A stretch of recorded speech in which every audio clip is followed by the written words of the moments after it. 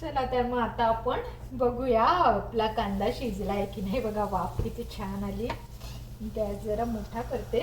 मस्त सुगंध सुटलेला आहे. कसुरी मेथी, कांदा, लसूण आणि आपले सगळे घरगुती मसाले मस्त एकदम झालेला आहे. आणि बटाटा पण एकदम छान असा कट होत आहे. हा बघा याने तुटत आहे म्हणजे बटाटा अगदी शिजलेलाच आहे. हा बघा अगदी पटापट तुटत आहे. तर आता काय करायचं, आता तुम्ही हा डबा उघडायचा. मी मगाशी तुम्हाला जो दाखवला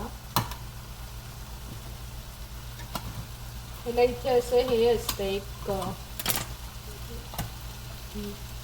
असं फ्लॅपसारखं असतं. त्याच्यामध्ये तुम्ही असं बोट घालून हे आपल्या बाजूला खेचायचं. काही लोक हे पाणीसुद्धा घालतात ह्याच्यात. मी दरवेळेस घालत नाही, पण आज जरा पातळ करायचे म्हणून घालत आहे. हे बघा हे वाटाणे हे शिजलेले असतात. हे फक्त ह्याच्यात ओतायचे, काहीच करायचं नाही आपल्याला.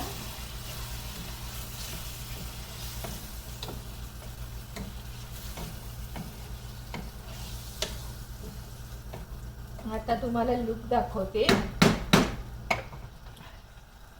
हा बघा हा लुक तुम्हाला दिसतच असेल. हा बघा किती सुंदर लुक आलेला आहे.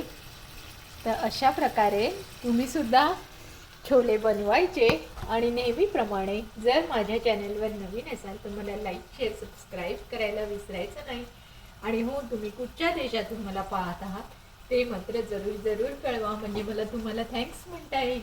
शिवाय माझं चॅनल हे फक्त ब्लॉगिंग किंवा कुकिंग असं नसून cooking, blogging, dancing, singing, embroidery, crochet everything in one असं हे चॅनल आहे. तर प्लीज माझ्या चॅनलला भेट द्या. बाय.